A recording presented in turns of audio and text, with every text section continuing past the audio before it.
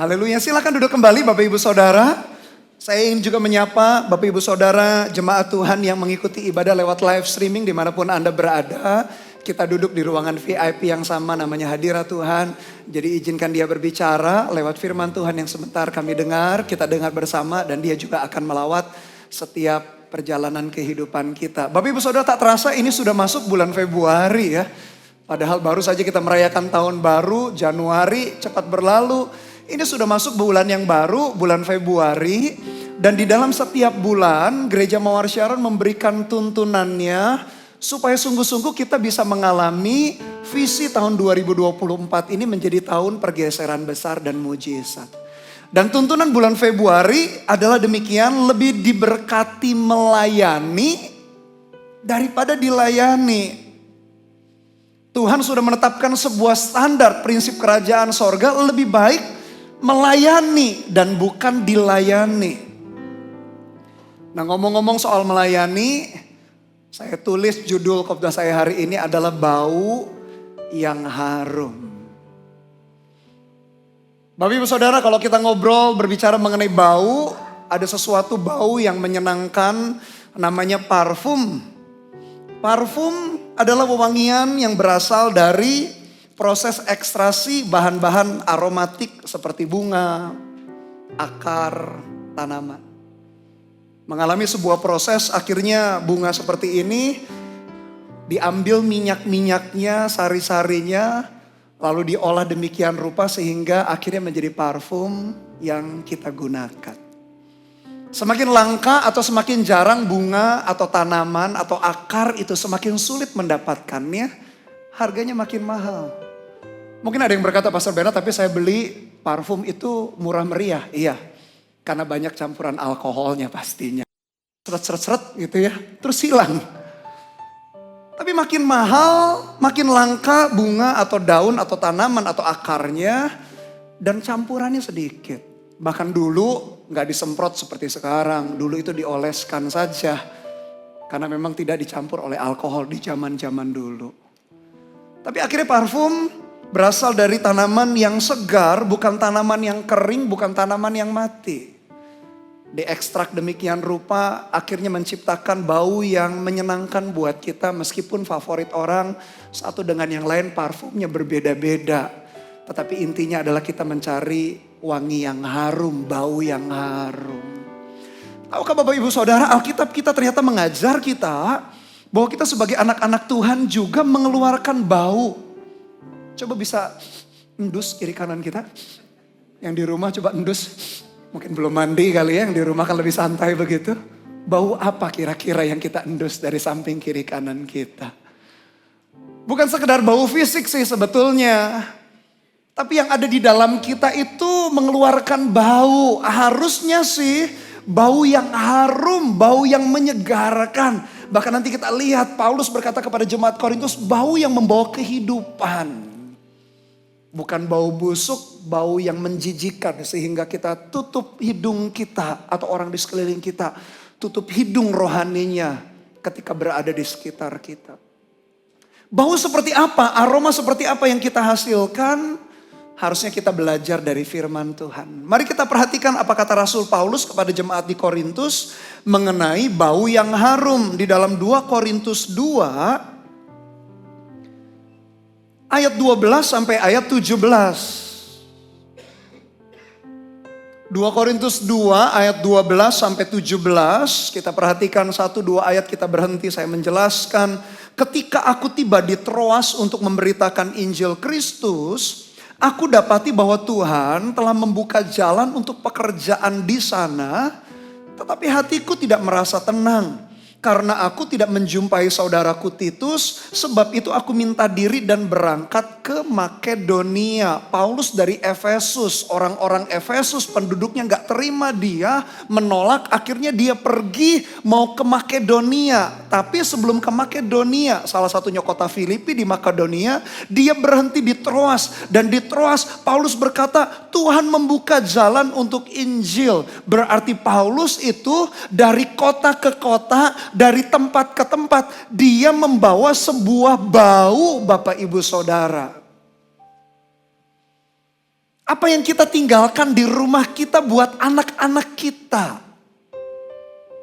Apakah anak-anak kita ketemu dengan kita, dia tutup hidung secara rohani? Saya punya seorang teman, pekerjaannya sih bagus, berhasil, tapi dia ditakuti oleh anak-anaknya. Jadi setiap kali dia pulang, seorang ayah ini pulang, anak-anaknya kabur semua masuk ke kamar. Karena buat mereka berjumpa dengan papa mereka, ayah mereka pasti dimarahi, pasti bentak-bentak, urusan pekerjaan belum selesai dibawa ke rumah. Anak-anak merasakan tanda petik seperti di dalam rumah, bau yang mengerikan Bapak Ibu Saudara. Bau yang menakutkan buat anak-anak. Pertanyaannya, bau apa yang kita tinggalkan di rumah kita? Bau apa yang kita tinggalkan di tempat pekerjaan kita? Bau apa yang kita tinggalkan di gereja? Di tempat pelayanan kita, di dalam komunitas kita, bau apa yang kita tinggalkan buat orang-orang di lingkungan sosial masyarakat kita. Paulus dari kota ke kota, dia memang ditolak di Efesus, tapi Roh Kudus tuntun dia ke Makedonia, salah satunya kota Filipi. Lewat Troas, dia memberitakan Injil, membawa keharuman. Dimanapun dia berhenti, dimanapun dia tinggal, itulah desain Tuhan di dalam perjalanan kehidupan kita. Lalu dia lanjutkan kepada jemaat di Korintus, dia tulis surat ini kan kepada jemaat di Korintus. Kita lanjutkan pembacaan kita, ayat yang ke-14 sampai 16. Paulus berkata demikian, tetapi syukur bagi Allah yang dalam Kristus selalu membawa kami di jalan kemenangannya. Dengan perantaraan kami, ia menyebarkan keharuman pengenalan akan dia di mana-mana. Sebab bagi Allah kami ini adalah bau yang harum dari Kristus di tengah-tengah mereka yang diselamatkan dan di antara mereka yang binasa. Bagi yang terakhir atau yang akan binasa, kami adalah bau kematian yang mematikan. Tapi dan bagi yang pertama, bau kehidupan yang menghidupkan. Tetapi siapakah yang sanggup menunaikan tugas yang demikian? Ayat 14, sekali lagi saya baca, tetapi syukurlah bagi Allah yang dalam Kristus selalu membawa kami di jalan kemenangannya. Waktu itu dia ngobrol, berbicara, tulis surat kepada jemaat di Korintus. Waktu itu Israel dijajah oleh Roma, berarti di Korintus pun dikuasai oleh Roma. Nah, dia Paulus sedang bercerita bagaimana sebetulnya upacara kemenangan Romawi. Jadi saat jenderal atau perwira memenangkan pertempuran, dia akan masuk ke kota. Lalu untuk merayakan kemenangannya dengan cara adalah dia akan memamerkan harta jarahan. Lalu yang kedua tawanan di tengah-tengah kepulan asap dupa. Jadi jenderal perwira itu akan masuk, dia seret tahanan, dia bawa harta jarahan dari negara yang dia taklukkan di tengah-tengah asap kepulan dupa bagi dewa mereka. Nah, ketika penduduk Romawi mencium dupa itu, mereka bersuka cita karena itu tanda kemenangan. Jenderalnya telah menang. Tapi bagi tawanan yang diseret, dupa harum itu adalah bau kematian. Karena mereka tahu mereka gak punya hak menjadi tawanan, menjadi budak. Dan satu saat mereka akan dibunuh dengan cara yang kejam. Itulah maksud Paulus ketika dia bercerita kepada jemaat di Korintus. Jemaat di Korintus paham benar ketika kekaisaran Romawi menyediakan kemenangannya dengan kepulan asap yang harum. Di tengah-tengah mereka bawa jarahan dan bawa tawanan serta harta benda.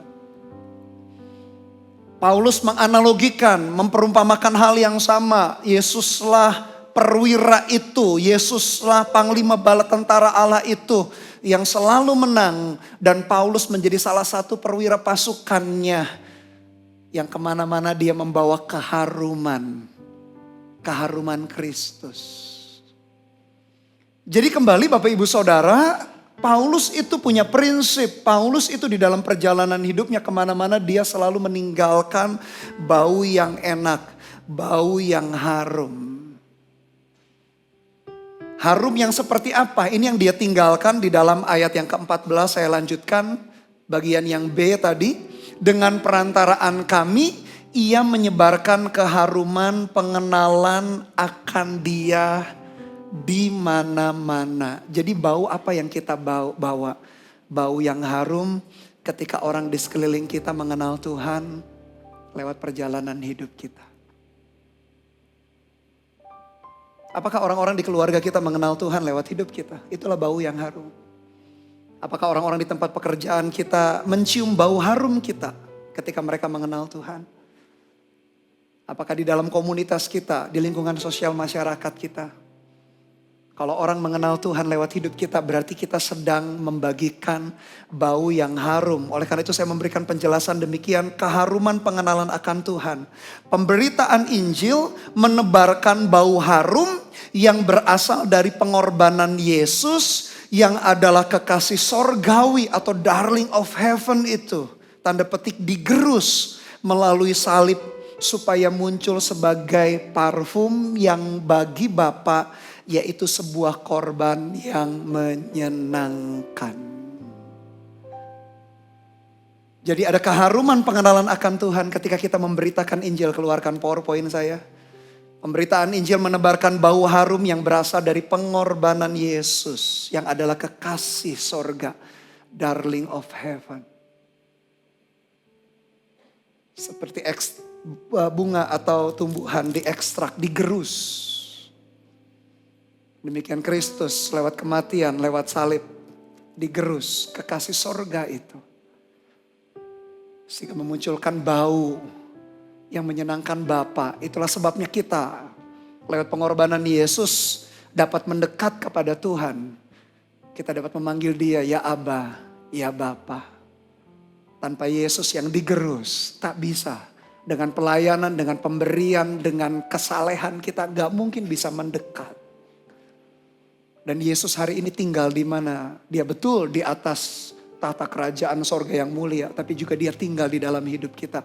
Berarti kalau Yesus ada di dalam hidup kita. Kemana-mana harusnya bau yang kita bawa adalah bau yang harum. Karena bau yang harum berasal dari Yesus yang telah digerus lewat salibnya. Sehingga kemanapun sebetulnya yang kita bawa adalah keharuman pengenalan akan Allah. Karena Yesus ada tinggal di dalam hati kita. Lalu bagaimana kita bekerja sama dengan Yesus yang ada di dalam hati kita.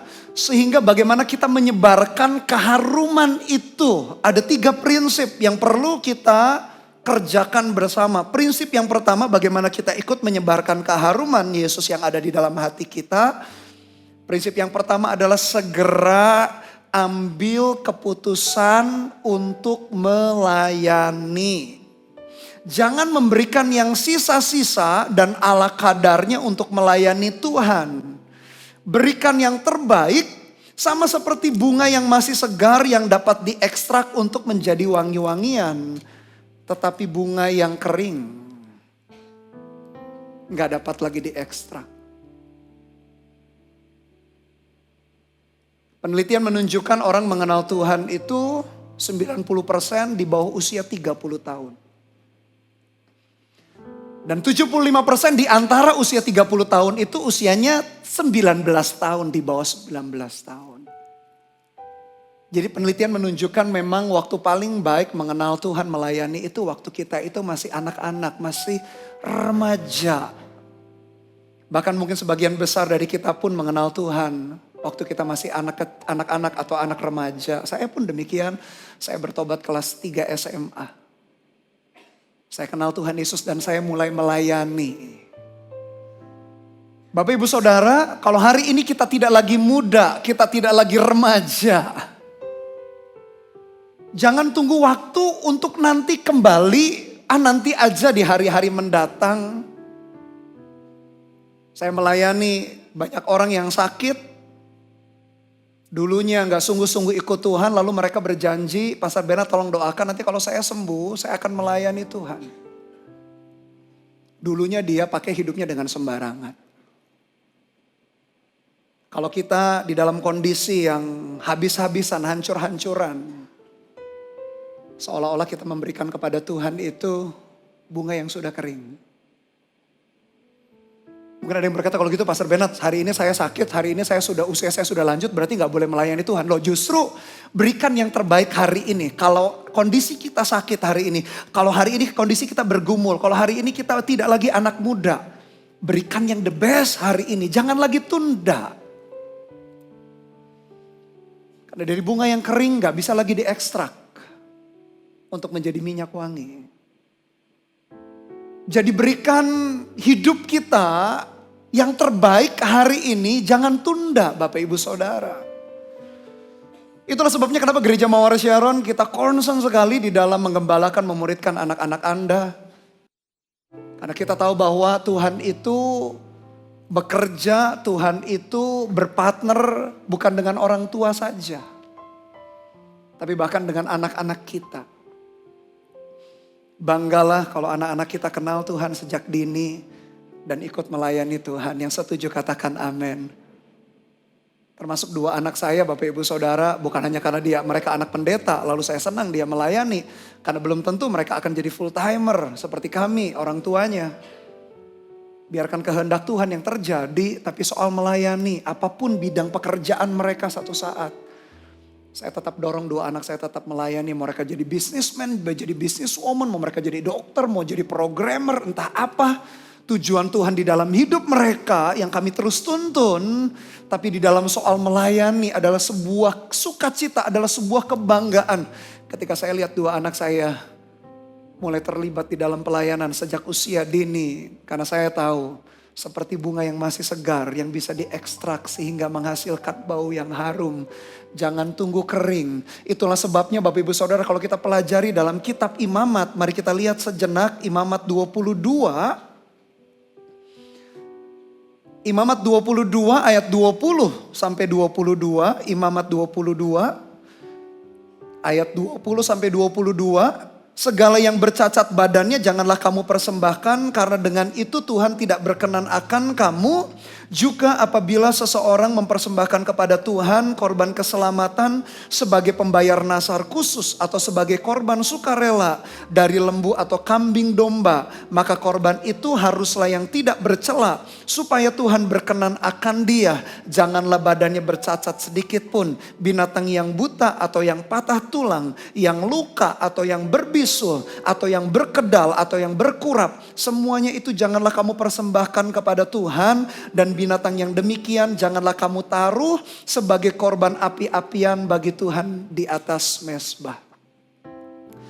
Bahkan di perjanjian lama tata cara mempersembahkan korban, kalau bawa korban jangan yang cacat. Jangan ala kadarnya, kalau mempersembahkan sesuatu itu yang the best of the best. Sama dengan hidup kita, kalau hari ini kita diingatkan firman bahwa kita akan harusnya membawa bau yang harum sebelum layu dan kering. Jadilah partner Tuhan. Supaya orang di sekeliling kita mengenal Tuhan lewat perjalanan hidup kita. Jangan tunggu kita bangkrut, sakit-sakitan, gak bisa apa-apa lalu kita berkata, Tuhan, Ku persembahkan hidupku sebagai persembahan yang hidup, yang kudus dan yang berkenan. Jangan tunggu di waktu itu baru kita mau sungguh-sungguh. Tapi kalau ada Bapak Ibu Saudara di dalam kondisi yang demikian, entah hari ini atau Anda yang live streaming, jangan tunggu nanti-nanti lagi. Kalau mungkin hari ini kita juga sakit atau bergumul sesuatu, ikut melayani Tuhan. Ini kondisi yang terbaik yang Anda punya. Ikut terlibat melayani supaya orang mengenal Tuhan. Dan sebaliknya kita yang masih sehat, bugar, kuat. Kita masih bisa lincah ke sana kemari. Pikiran kita masih bisa tajam. Jangan tunggu kita menjadi bunga yang kering, yang gak bisa diekstrak. Saya melayani sejak saya mahasiswa tingkat pertama atau SMA kelas 3. Setelah itu lulus kan saya lanjutkan kuliah. Saya melayani bersama dengan beberapa teman, melayani generasi kami. Merintis gereja, dan ketika saya tua seperti ini, saya berkata, saya gak pernah menyesal. Saya melayani Tuhan, saya memberikan masa muda saya untuk melayani meskipun waktu itu belum jadi full timer. Saya menjadi seorang volunteer, saya tetap selesaikan kuliah saya di Fakultas Teknik Elektro. Saya tetap selesaikan tanggung jawab saya sebagai seorang mahasiswa, sebagai seorang student. Tapi saya terlibat di dalam melayani. Setelah lulus, setelah selesai, saya tetap melayani. Sampai hari ini tetap melayani. Sebuah sukacita, sebuah kebanggaan. Tidak pernah kusesali. Kemana-mana saya belajar untuk membawa keharuman Kristus. Supaya orang mengenal Tuhan. Dan ketika saya mahasiswa, saya lihat satu persatu teman saya, teman kampus saya. Mereka yang dulunya terikat drugs, narkoba. Mereka yang dulunya free sex, mereka yang dahulunya kacau hidupnya, benci orang tuanya, gak mau ketemu papa mamanya karena mereka dibuang. Satu persatu mengalami lawatan Tuhan, satu persatu mengalami jamahan Tuhan. Mereka mengenal Tuhan karena ada bau yang harum yang mereka endus, bau pengenalan akan Tuhan. Bahkan itulah alasan saya mengambil keputusan untuk menjadi seorang full timer. Karena di waktu itu sebagai seorang remaja, sebagai seorang pelajar, saya berpikir kayaknya gak ada cita-cita yang lebih mulia selain melihat orang mengalami Tuhan di dalam perjalanan hidupnya. Oleh karena itu prinsip yang pertama, bagaimana kita menyebarkan keharuman, segera ambil keputusan untuk melayani. Jangan tunda. Jangan tunggu kita kering dulu. Habis-habisan lalu kita berkata, Tuhan, kalau Engkau menyembuhkan, kalau Engkau melakukan terobosan, kalau Engkau membuat aku bangkit dari tempat tidurku ini, aku akan melayani Tuhan. Jangan tunggu sampai di titik itu. Engkau sedang menyerahkan hidupmu seperti bunga kering yang sudah tidak bisa diekstrak. Tapi kalau hari ini Engkau menghadapi kondisi yang demikian, kondisi yang tidak lagi advantage, tidak lagi menguntungkan, tetap ambil keputusan untuk melayani Tuhan. Karena Tuhan rindu memakai hidup kita untuk membawa keharuman pengenalan akan Tuhan. Prinsip yang kedua, bagaimana kita menyebarkan keharuman, Bapak Ibu Saudara, adalah bersedia membayar harga untuk melayani. Melayani membutuhkan pengorbanan, seperti tanaman yang digerus sehingga merasa sakit, tidak mudah dan tidak nyaman, namun tetap akan mengeluarkan bau yang harum. Bagaimana cara kita menyebarkan keharuman? Kalau tadi segera melayani, yang kedua berani bayar harga. Waktu, pikiran, talenta, keuangan seringkali segala sumber daya yang Tuhan taruh dalam hidup kita. Kita pun akan pakai itu untuk membawa keharuman pengenalan akan Tuhan. Dan juga, tadi waktu kita menyembah Tuhan saya diingatkan. Dan juga bayar harga ketika Bapak Ibu Saudara punya trauma di masa lalu, ketika crash konflik mungkin dengan gereja tertentu atau dengan volunteer yang lama. Anda lalu pahit hatinya, lalu berkata, sudahlah daripada aku konflik, daripada aku crash seperti dulu di dalam masa lalu. Mungkin masa lalu Anda melayani dengan rajin, tapi mungkin karena trauma Anda berpikir sudahlah gak perlu melayani. Bapak Ibu Saudara, termasuk juga pengalaman yang buruk yang pernah kita alami. Bisakah kita melihat pengalaman buruk itu bukan sesuatu yang menahan langkah kaki kita, lalu kita hidup dalam trauma? Bisakah kita melihat pengalaman lalu mungkin buruk, Anda pernah konflik mungkin dengan sesama pelayan Tuhan pengerja. Anda punya riwayat sejarah masing-masing, tapi trauma tidak boleh membuat kita berhenti. Pengalaman buruk selalu membuat kita belajar menjadi orang yang jauh lebih baik, jauh lebih matang, jauh lebih mature dan dewasa. Paulus berkata kepada jemaat di Korintus juga, dia berkata begini, ada duri di dalam dagingku. Mengenai itu aku sudah berseru kepada Tuhan 3 kali. Supaya Tuhan singkirkan duri itu.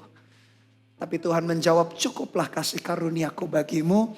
Karena justru dalam kelemahan, kuasaku sempurna. Bisa gak Bapak Ibu Saudara melihat problem, masalah, bahkan konflik pelayanan yang dulu kita pernah alami? Mungkin Anda dari gereja lain, mungkin ada konflik dengan hamba Tuhan tertentu, kecewa dengan pendeta, dengan full timer, atau dengan sesama rekan pekerja. Saya gak tahu sejarah Anda masing-masing, tetapi seolah-olah seperti duri yang menancap di dalam daging kita, membuat kita belajar rendah hati. Seperti Paulus berkata, akhirnya aku bermegah, aku senang, dan aku rela di dalam kelemahan. Jangan melihat problem, tantangan sebagai sesuatu yang traumatis. Sebagai sesuatu yang membuat kita menahan kita berjalan. Justru sebaliknya. luka, trauma di masa lalu membuat kita makin mature, makin matang dan dewasa. Dan terus berjalan di dalam melayani. Karena pelayanan membutuhkan harga yang harus dibayar. Bukan hanya soal talenta, pikiran, keuangan kita, waktu kita, tenaga kita. Tapi soal hati kita juga. Yang mungkin ada Bapak Ibu Saudara yang trauma. Sehingga Anda berkata, aku gak perlu tahu banyak soal gereja. Aku takut terluka lagi. Aku gak mau berurusan lagi dengan hamba-hamba Tuhan. Takut konflik lagi. Bapak Ibu Saudara, pengalaman buruk tidak dimaksudkan untuk membuat langkah kaki kita terhenti. Belajar sesuatu yang baru. Sama seperti pelayanan pengembalaan juga sama. Di dalam connect group, kita melahirkan pemimpin. Mungkin kita punya trauma masa lalu, sulit sekali melahirkan pemimpin, sulit sekali mengajari orang bertumbuh. Padahal connect group di dalam gereja Mawar Sharon didesain untuk membelah, untuk bermultiplikasi. Hanya karena trauma, ketakutan. Lalu sudahlah kita di sini saja, gak kemana-mana, gak membelah. Trauma tidak boleh menghentikan hidup kita. Duri dalam daging tak boleh menghentikan hidup kita. Duri itu senantiasa ada di dalam hidup kita. Membuat kita makin matang dan dewasa. Termasuk hati kita. Perasaan-perasaan luka. Itu menjadi sebuah harga yang perlu dibayar. Jangan trauma Bapak Ibu Saudara. Mari terus melayani bersama-sama. Tadi waktu kita nyembah Tuhan, saya tiba-tiba diingatkan begitu. Gak ada dalam catatan saya mengenai trauma di masa lalu. Tapi mungkin di antara Bapak Ibu Saudara memutuskan gak melayani karena trauma. Biarkan kita belajar mengatasinya, menerimanya, mengakuinya, mengatasinya. Dan terus berjalan dalam anugerah Tuhan. Dan yang ketiga, prinsip yang ketiga, bagaimana kita menyebarkan keharuman adalah setia untuk melayani sampai akhir. Banyak orang menyebut diri baik hati namun yang setia. Siapakah yang dapat menemukannya? Jangan berhenti di tengah jalan namun selesaikan pelayanan sampai tuntas. Saya melayani tadi sejak saya teenager, sejak saya 3 SMA, lulus kuliah tetap melayani, menikah tetap melayani, punya anak tetap melayani. Tapi banyak rekan-rekan saya ketika lulus kuliah, mulai bekerja, mulai menikah, mulai punya anak, mulai gak lagi melayani. Bapak Ibu Saudara, kita didesain, Paulus berkata kemanapun kita pergi, membawa bau yang harum supaya orang mengenal Tuhan lewat pelayanan kita. Apapun level kehidupan kita, entah kita single, sudah menikah, sudah punya anak, belum punya anak, usia kita masih di bawah 40 parubaya atau sudah 40 parubaya atau di atasnya lansia. Apapun level hidup kita, Tuhan mendesain kita, Bapak Ibu Saudara, untuk membawa bau yang harum. Setia sampai akhir. Hari ke-11 tahun 2024 saya dikontak anak rohani saya di luar kota. Sambil dia telepon dari kejauhan saya tahu nadanya nada sedih. Nada duka. Dia berkata, Pastor Bernard, dia panggil ke saya, Ko Bernard. Istri saya didiagnosis, kanker payudara. Dan dokter menyarankan untuk diambil. Saya mendengar suaranya dari kejauhan karena dia tinggal di luar kota yang jauh. Baru hari ke-11 tahun 2024. Siapa yang mau kena cancer? Dan dia berkata, kami sudah tanya beberapa dokter, udah tanya second opinion dan lain sebagainya. Dan semua dokter menyatakan hal yang sama. Dan setelah diangkat nanti baru dicek di biopsi apakah ini yang ganas atau tidak. Supaya bisa ditentukan pengobatan selanjutnya, kemoterapi dan lain sebagainya. Baru hari yang ke-11 tahun 2024. Pengennya kan minggu pertama, 10 hari pertama atau sebulan pertama beritanya berita sukacita, berita yang baik. Ini malah berita yang kurang menyenangkan. Lalu saya tanya kembali, setelah kalian dengar diagnosis dokter itu, lalu bagaimana kalian? Sambil nadanya sedih, mereka loudspeaker suami istri ini. Lalu mereka bercerita, kami shock tentu saja, kami sedih dan ada ketakutan. Tapi mereka bilang, kami ambil keputusan untuk yang pertama tetap cinta Tuhan. Yang kedua tetap kami melayani. Entah istri saya harus di kemoterapi, entah stadium keberapa. Kami ambil keputusan yang pertama cinta Tuhan. Yang kedua kami akan terus melayani karena kami tahu Tuhan itu begitu baik. Kami gak mau bersungut-sungut. dengan nada yang sangat, suara yang parau bercampur aduk dengan perasaan mereka. Dari kejauhan saya tahu mereka sedang menangis. Saya pun di ujung sini juga terharu dan menangis. Dalam hati saya berkata, Tuhan tuntun mereka. Keputusan yang tak mudah, tapi mereka memutuskan untuk setia sampai akhir. Kita nggak tahu kapan kita dipanggil Tuhan. Kita nggak tahu hidup kita kapan selesai. Berapa waktu yang lalu juga saya dikontak oleh salah satu rombongan daripada trip ke Israel.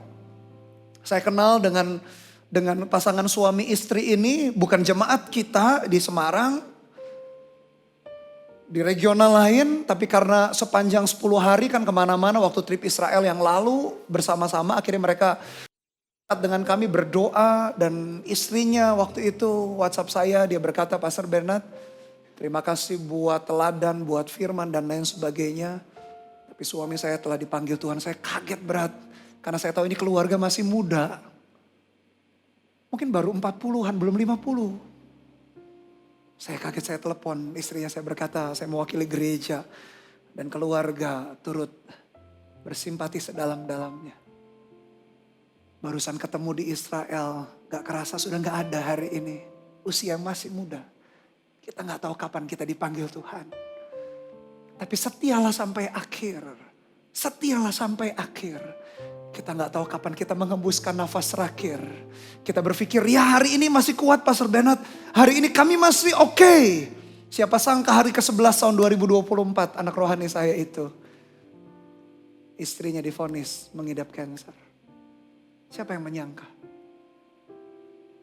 Betapa kita perlu dari waktu ke waktu berpikir demikian rupa dan ambil keputusan demikian rupa. Tuhan, aku mau bawa keharuman pengenalan akan Tuhan. Dimanapun kita pergi, dimanapun kita berada, bawalah keharuman pengenalan akan Tuhan itu.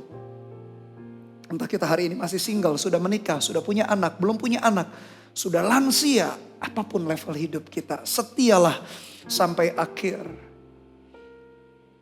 Dulu kita punya prinsip, kita diajar menyusun prioritas. Yang pertama Tuhan, kedua keluarga, ketiga pekerjaan, keempat baru pelayanan. Bolehkah saya revisi menurut versinya Yesus? Mari kita lihat bagaimana kita susun prioritas kita dengan benar. Matius 6 ayat 24 sampai 25. Matius 6 ayat 24 sampai 25. Yesus mengajar kepada orang banyak, kepada murid-muridnya juga. Dia berkata Matius 6 ayat 24 sampai 25. Tak seorang pun dapat mengabdi kepada dua tuan. Karena jika demikian ia akan membenci yang seorang dan mengasihi yang lain. Atau ia akan setia kepada yang seorang dan tidak mengindahkan yang lain. Kamu tidak dapat mengabdi kepada Allah dan kepada Mamon. Berarti prioritas pertama itu Tuhan. Prioritas keempat itu Mamon atau uang. Ayat 25, karena itu aku berkata kepadamu, janganlah khawatir akan hidupmu, akan apa yang hendak kamu makan atau minum. Dan janganlah khawatir pula akan tubuhmu, akan apa yang hendak kamu pakai. Bukankah hidup itu lebih penting daripada makanan? Berarti hidup nomor 2, makanan nomor 5. Nanti kita lihat di depan. Dan tubuh itu daripada pakaian, berarti tubuh nomor 3, pakaian nomor 6. Silakan keluarkan slide saya. Bisakah kita revisi susunan prioritas kita berdasarkan versi Yesus sendiri? Pertama pasti Tuhan. Kedua hidup. Hidup itu siapa yang hidup di sekitar kita? Ya manusia. Jadi pelayanan kita tidak kotakan hanya di gereja, di keluargamu, ketika anak-anakmu dilayani. Mereka yang bernafas di sekitar kita. Ketika kita ketemu di tempat pekerjaan kita, ketika kita ketemu di gereja, lewat CG kita, itulah hidup. Kita gak perlu tunggu Tuhan, keluarga, pekerjaan, baru pelayanan. Nanti pelayanan ini gak akan pernah dikerjakan. Tapi kalau kita ngikuti susunan prioritas yang Tuhan ciptakan. Nomor 1 itu Tuhan, nomor 4 itu uang. Nomor 2 itu hidup, baru nomor 5 itu makan. 3 itu tubuh, baru nomor. Kayan berbicara mengenai hal-hal yang bersifat materi. Taruh di hal yang paling terakhir. Baju yang lebih baik, gadget yang lebih baik, kendaraan yang lebih mewah, taruh di tempat yang paling terakhir. pertama adalah Tuhan, yang kedua adalah hidup. Bukankah kita melayani sesama kita? Bukankah kita melihat orang-orang yang hidup di sekitar kita? Mau keluarga, mau lewat CG kita, mau lewat pelayanan kita, mau di tempat pekerjaan kita. Mari kita belajar susun prioritas berdasarkan versi Tuhan Yesus. Kembali ayat 15 dan 16, ayat-ayat terakhir dari 2 Korintus. Setelah itu kita selesai. 2 Korintus 2 kembali. Ayat 15 sampai ayat 16. Sebab bagi Allah kami adalah bau yang harum dari Kristus di tengah-tengah mereka yang diselamatkan dan di antara mereka yang binasa. Bagi yang terakhir kami adalah bau kematian yang mematikan. Dan bagi yang pertama bau kehidupan yang menghidupkan. Tapi siapakah yang sanggup menunaikan tugas yang demikian? Bau kematian versus bau kehidupan. Bagi orang yang menerima Yesus, pemberitaan Injil itu seperti bau harum yang membawa kepada kehidupan. Sedangkan bagi mereka yang menolak Yesus, mereka gak mau percaya sama Yesus meskipun kita sudah injilis, meskipun kita sudah layani. Bagi mereka yang menolak Yesus, pemberitaan Injil seperti bau busuk yang membawa kematian. Dan kita bersyukur kita menjadi orang-orang yang menerima Yesus. Berarti pemberitaan Injil bagi kita bau yang harum. Kalau kita sudah mencium, mengendus bau yang harum itu. Di sekeliling kita juga mengendus bau yang harum, bau yang sama. Entahlah nanti keputusan mereka terima Tuhan atau enggak, mau dilayani atau enggak. Tapi yang pasti kita membawa keharuman, pengenalan akan Tuhan. Ayat 16 yang terakhir, 16b. Tetapi siapakah yang sanggup menunaikan tugas yang demikian? Siapa yang sanggup bawa keharuman Kristus dengan kekuatan kita? Kita nggak sanggup. Oleh karena itu kepada jemaat di Korintus juga. Kita lihat ayat-ayat terakhir 2 Korintus 3. Ayat 2 sampai ayat yang ke-6. Paulus berkata, kamu adalah surat pujian kami yang tertulis dalam hati kami dan yang dikenal, yang dapat dibaca oleh semua orang. Karena telah ternyata bahwa kamu adalah surat Kristus yang ditulis oleh pelayanan kami. Ditulis bukan dengan tinta, tetapi dengan roh dari Allah yang hidup. Bukan pada lolo batu, melainkan pada lolo daging, yaitu di dalam hati manusia. Demikianlah besarnya keyakinan kami kepada Allah oleh Kristus. Dengan diri kami sendiri kami tidak sanggup untuk memperhitungkan sesuatu seolah-olah pekerjaan kami sendiri. Tidak, kesanggupan kami adalah pekerjaan Allah. Ialah membuat kami juga sanggup menjadi pelayan-pelayan dari suatu perjanjian baru yang tidak terdiri dari hukum yang tertulis, tetapi dari roh. Sebab hukum yang tertulis mematikan, tetapi roh menghidupkan. Oleh karena itu bagaimana supaya kita mampu melayani? Ada 3 prinsip pelayanan Paulus. Yang pertama, dia punya prinsip jemaat itu seperti surat yang dapat dibaca oleh semua orang. Paulus berkata kan siapa yang dapat menunaikan tugas membawa keharuman? Siapa? Kita gak mampu dengan kekuatan kita. Tapi karena dia punya prinsip yang pertama, jemaat adalah suratan yang terbuka. Anda bisa dibaca oleh semua orang. Oleh karena itu di dalam tindak tanduk kita, keputusan kita, jadilah batu loncatan, jangan jadi batu sandungan. Karena kita semua surat yang dibuka, yang bisa dibaca. Yang kedua, kesanggupan melayani adalah pekerjaan Allah. Tentu saja Tuhan yang berkarya lewat hidup kita. Dan yang terakhir, pelayanan Roh Kudus menghasilkan kehidupan. Bukan sekedar karena talenta kita, bukan sekedar karena kemampuan, pengalaman kita. Tapi Roh Kudus harus menuntun, mengurapi.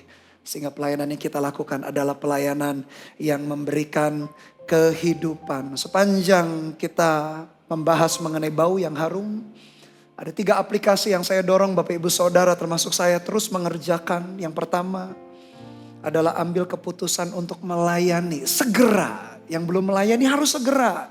Jangan tunggu kita menjadi bunga yang kering yang gak bisa diekstrak. Yang kedua, ambil keputusan yang melayani sampai akhir. Mungkin ada yang mau mundur dari pelayanan. No. Tuhan desain kita untuk terus bergerak, membawa keharuman pengenalan akan Kristus di mana-mana. Yang ketiga, pertahankan motivasi murni untuk melayani. Bukan untuk keuntungan kita. Bukan untuk supaya kita bisa manfaatkan orang lain. Semua untuk kemuliaan Tuhan. Dan semua untuk supaya orang mengenal Kristus lewat pelayanan kita. Oleh karena itu Bapak Ibu Saudara, tanggal 17 sampai tanggal 25 Februari. Akan ada Servolution Ministry Department.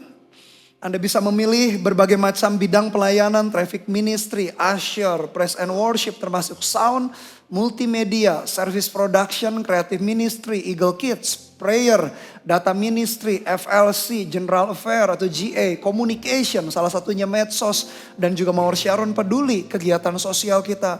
Anda bisa terlibat di dalam pelayanan-pelayanan itu.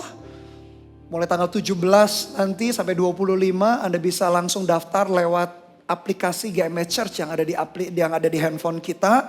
Dan hari Minggu tanggal 18 dan Sabtu Minggu tanggal 24 dan 25 nanti di lapangan parkir kita akan dibuat tenda-tenda itu menjadi booth Servolution Expo. Nanti Anda bisa kunjungi departemen-departemen di sana sepulang ibadah nanti tanggal 18 hari Minggu dan tanggal 24 hari Sabtu dan 25. Setelah ibadah Anda bisa kunjungi, Anda bisa tanya. Nanti kadep-kadep beserta dengan volunteer akan membuka booth di sana. Anda bisa mengenali untuk terlibat di dalam pelayanan. Bapak Ibu Saudara, parfum berasal dari tanaman yang masih segar, yang digerus. Kalau masih layu masih bisa. Tapi kalau sudah kering, gak bisa diapa-apain. Jangan tunggu kita kering. Tapi mumpung kita masih segar, atau mungkin hari ini kita tidak lagi muda, ya anggaplah layu sedikit. Tapi tetap masih bisa diekstrak. Gak ada yang terlambat kalau kita mau bersedia dipakai Tuhan untuk membawa bau yang harum, pengenalan akan Kristus di mana-mana. Dan gereja ini membuka kesempatan yang lebar. Tuntunan bulan ini adalah lebih baik melayani daripada dilayani. Kita terlibat bersama-sama untuk kemuliaan Tuhan. Yang setuju dan mau kasih tepuk tangan sekali lagi buat Tuhan kita.